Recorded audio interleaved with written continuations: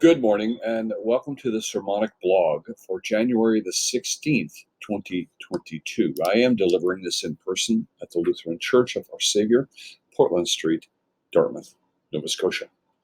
Today we're looking at the question of resolutions or making change. Do we decide what needs to be different based on mimicking the values of someone else? Or do we decide to not change, also based on mimicking those who resist change? A reading from the Holy Gospel according to St. John, the second chapter. 3 days later, there was a wedding in the village of Cana in Galilee. Jesus' mother was there. Jesus and his disciples were guests also. And when they started running low on wine at the wedding banquet, Jesus' mother told him, "They're just about out of wine." Jesus said, "Is that any business of ours, mother? Yours or mine? This isn't my time. Don't push me." She went ahead anyway, telling the servants, "Whatever he tells you, do it." 6 stoneware pots were there, used by the Jews for ritual washing. Each held 20 to 30 gallons. And Jesus ordered the servants, "Fill the pots with water," and they filled them to the brim. "Now fill your pitchers and take them to the host," Jesus said, and they did. And when the host tasted the water that had become wine, he didn't know what had just happened, but the servants, of course, knew. He called out to the bridegroom, "Everyone I know brings their finest wines, and then after the guests have had their fill, brings in the cheap stuff. But you saved the best till now." This act in the Cana of Galilee was the first sign Jesus gave of his glory, and the disciples believed him. The Gospel of the Lord. How many of us made New Year's resolutions? Mine was to avoid catching COVID. Well, I'm sure glad the pressure's off. This week is coming is one of the most difficult weeks of the year. We've just passed our second snowstorm of the year and only 15 more to go until spring. The overspending you did at Christmas will be showing up in your mailbox on your Visa bill. And your goal of 25 pounds will be confronted by minus 20-degree weather, which will tempt you to take a day, 2 days, week, maybe a month off. I had a goal once. Despite my education, I find reading really difficult. I always have. And it's not the reading, it's the sitting still long enough to read more than 2 pages before I'm catapulted out of my chair to the kitchen for a snack. My goal is to read a book. Why do we set goals and then fail to meet them? Is it just me, or is it one of those human problems? Well, we'll be examining the scriptures this morning and see if we can find an answer to that. But first, I have a story which will unlock the passages. Despite having COVID, I worked through Zoom this week. Early on Monday, I believed it was my second client. They told me about a book she was reading called Wanting. The author, Luke Burgess, writes about the philosophy of René Girard, a now retired professor of literature at Stanford. Girard says one of the struggles we face as humans is that we learn most of our desire through mimicking. Well, that resonates with me. A lot of things we mimic, for instance, accents. And if you visit places in the Nova Scotia, can you tell me the difference between a Queens County accent and someone from Digby Neck? Can you tell which person is from Glace Bay and which one's from Halifax? We learn to pronounce our words by mimicking what we hear. I cannot sit in a room with a Newfoundlander without sounding like one in 3 minutes. Children learn a complete language system by the time they're 2. If you're a parent, you know that moment when your child says or does something reflecting you. That's why when we as psychotherapists play with children, we give them dolls. We give them a full picture, and we get a full picture of what they've been absorbing in their environments. How do these dolls interact? Are they conflicted? Is one scolding the other? These are the mimicking things that we learn to have. Well, Burgess quotes Girard in saying, "Our problem is that we use models that are given to us, And we unconsciously adopt these models by mimicking them and making them our own. We want to lose weight because there's a standard image we want to achieve. We don't want to lose weight because there's a standard resistance to conforming to what everybody else believes to be true. We want to be an individual so we conform to the ways everyone else is resisting to conformity. We aren't changing the mimicking, we're just replacing it. As a baby boomer, I grew up heavily influenced by the counterculture of the 60s. The problem with the counterculture, of course, is that I have to have a culture to counter. I remember a professor saying to me, Jeff, in a group of people, roughly a third of them will comply immediately to change that's happening. A third of them will comply if you convince them and they have time to accept it. The remaining third will say, over my dead body will I change. Well, we see that in the COVID crisis and vaccinations. It isn't always exactly a third, but we do see that in our news. Austria and Germany have a vax rate of about 60%. We have a vax rate of 80%. People will mimic. When we come back to the scriptures, we see three communities. Isaiah writes to a group who's returning from exile. Paul writes to the church in Corinth because of the conflict and rivalry which has arisen. John writes of a wedding feast which Jesus and his friends and his mother attended. In each of these cases, there's an appeal to see beyond the mimicking. A return from exile is riddled with chaos. Rivalry in church is riddled with chaos. The third day of a wedding, people emptied 6 jars of wine. A jar is 30 gallons of wine. That's 180 gallons of wine, equivalent of 810-liter bottles of wine in 3 days, and they ran out. In each of these cases, the writer points to the way out of the chaos.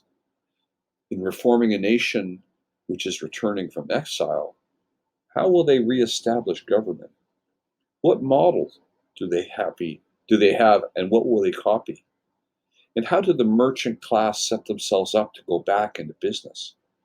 What agricultural practices will prevail? They can mimic the model of the government which just conquered them, but then they'd be establishing a foreign model which they just rejected.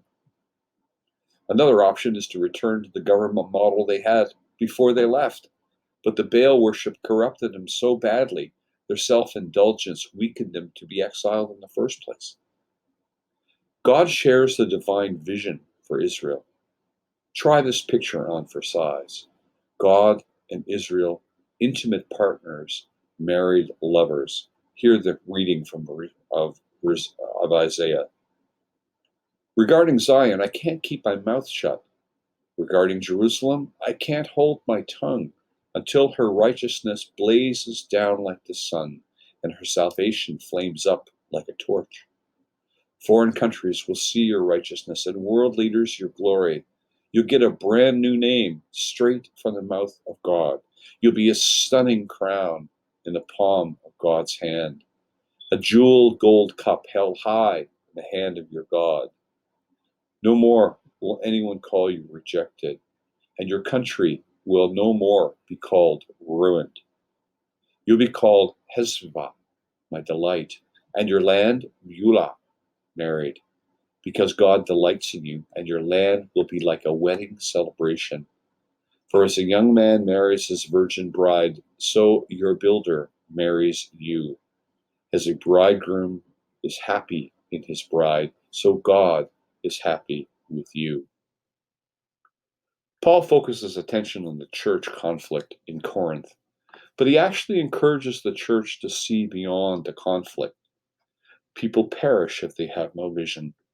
Paul wants to respark their passion. He not only reminds them of their initial experience of grace, he prompts them to keep pursuing it, to work together, to find each other and help each other find a new experience, and which enriches the whole group. If we help someone to describe their experience of grace, the whole group benefits. Instead of us all having to have the same experience, we have a variety of experiences and we share with each other how the life of Christ is moving through our world through us. Our focus is about not preserving the church, but rather articulating faith in a minute to minute awareness. In the gospel, we have the story of Jesus changing water into wine. As mentioned earlier, 3 days after the wedding, and the guests have downed 810 liters of wine. I must admit, I always had a bit of a problem with Mary in this story. She was out at the party and she heard that they'd run out of wine. Now, I can imagine she already had some experience of Jesus doing this, so she makes a beeline to Jesus to help the situation. And then there was the exchange. Jesus, they're out of wine. And Jesus said, "Whoa, that's not my business, Mom. This isn't my time. Don't push me."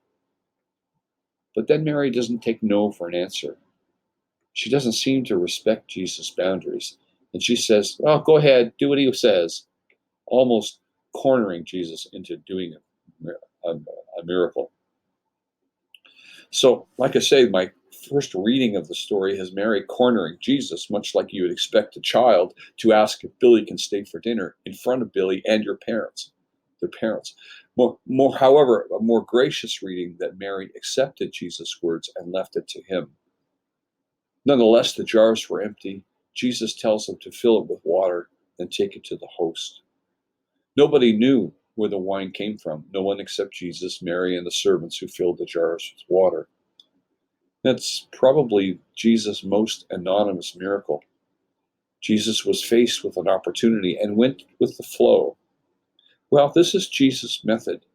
As he listens to the circumstances, he is invited to respond, and he offers to the Father his gifts out of his emptiness. And then the Father does the work.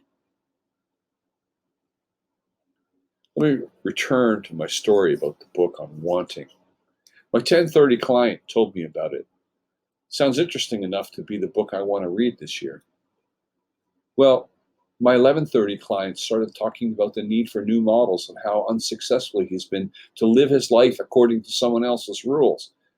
I mentioned to him the book. He wrote me later to say he'd been looking for this book his whole life. We will read it together. I made reference to the book with some of my students. We're on the way. I think for me, as I look at reading the book, I'm actually looking for that grace. And so as he reads it and I read it, we'll discuss it together. I'm looking to show him where the grace of God lives and how to attach into that. As we move into the new year, we may get trapped making changes we know we want to change, although we may want to change because we're mimicking someone else's desire, or we're determined to not change because we're mimicking someone else's resistance. The alternative is to empty your jar. God will fill it and will surprise you in transforming your emptiness into celebration. Hang on to your hats and let's have a wonderful new year. As you go on your way, may Christ go with you. May he go before you to show you the way. May he walk beside you to go with you. Behind you to protect you, above you to watch over, within you to give you peace. As you go on your way, may Christ go with you. May he go before you to show you the way. May he walk beside you to go with you. Behind you to protect you, above you to watch over, within you to give you peace. Go in peace and serve the Lord. Thanks be to God.